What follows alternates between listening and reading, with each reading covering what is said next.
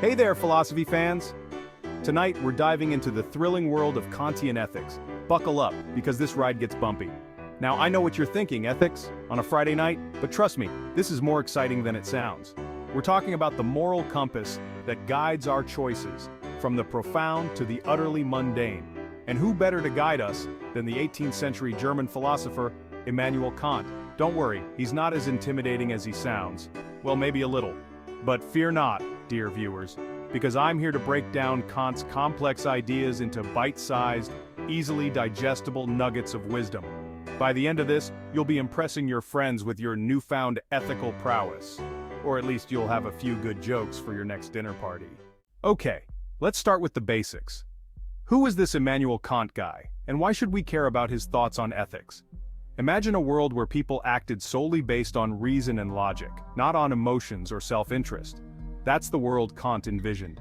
He believed that morality stemmed from our ability to reason and that our actions should be guided by universal principles.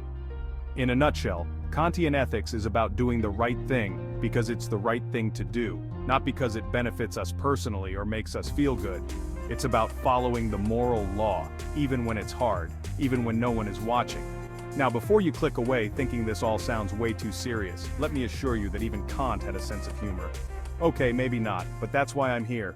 Now, for the piece de resistance of Kantian ethics, the categorical imperative. Don't let the name scare you. It's actually quite simple, well, sort of. Imagine it like this. The categorical imperative is like the ultimate rule book for ethical behavior. It's like the 10 Commandments. But instead of 10 rules, there's really just one, with a few different ways of phrasing it. The most famous version goes something like this.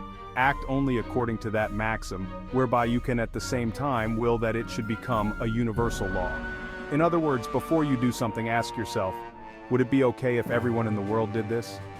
Let's say you're thinking of cutting in line at the grocery store. Applying the categorical imperative, you'd ask yourself, would it be okay if everyone cut in line? Obviously not. Chaos would ensue.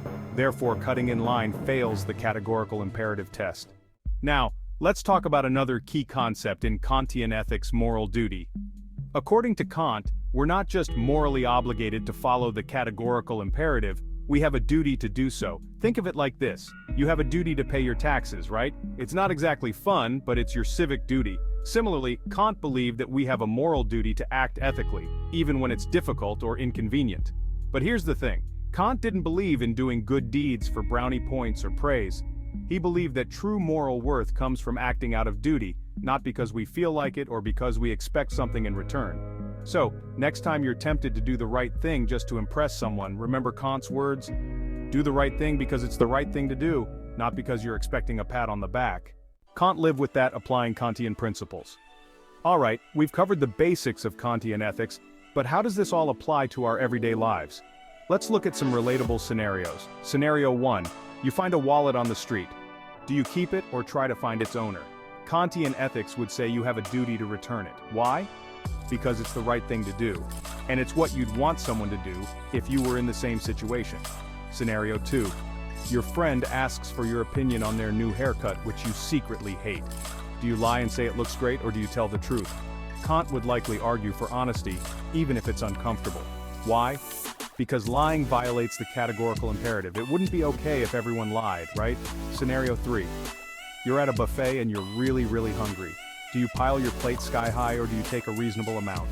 Kant might say that gluttony is a vice, and that we should strive for moderation in all things. Plus, taking more than your fair share means there's less for others, which violates the categorical imperative. The ethics of everyday life. From coffee to cookies.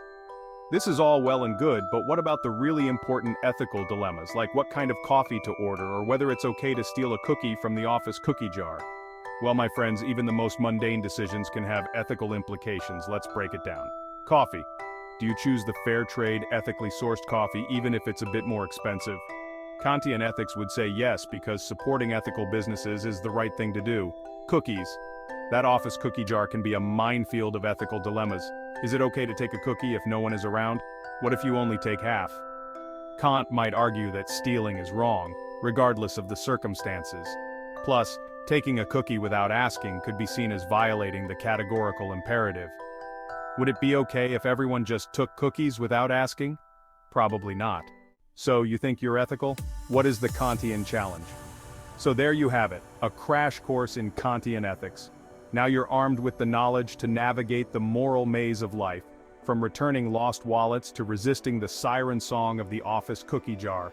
But here's the thing about ethics, it's not a one-time deal. It's a constant process of reflection, questioning, and striving to do the right thing, even when it's hard. So, the next time you're faced with an ethical dilemma, big or small, remember Immanuel Kant and his categorical imperative. Ask yourself, would it be okay if everyone did this? And if the answer is no, well, then you know what you have to do. The last laugh, ethics and the meaning of life, sort of. I know what you're thinking, this has been a wild ride, but what's the point of all this ethical pondering? Does it really matter in the grand scheme of things? And to that I say, who knows? The meaning of life is a question for the ages, my friends, and I'm just a humble comedian with a microphone and a questionable understanding of 18th century philosophy. But here's the thing, even if we don't have all the answers, even if the universe is just a chaotic void of indifference, we still have a choice. We can choose to act ethically, to treat others with respect, and to strive to make the world a slightly less terrible place. And hey, if that doesn't give your life meaning, at least it'll make you a more popular dinner guest. Just imagine the conversations you'll have. So the other day, I was faced with a real Kantian dilemma at the grocery store. You'll be the life of the party. Or at least, you won't be the one everyone avoids because you keep stealing cookies.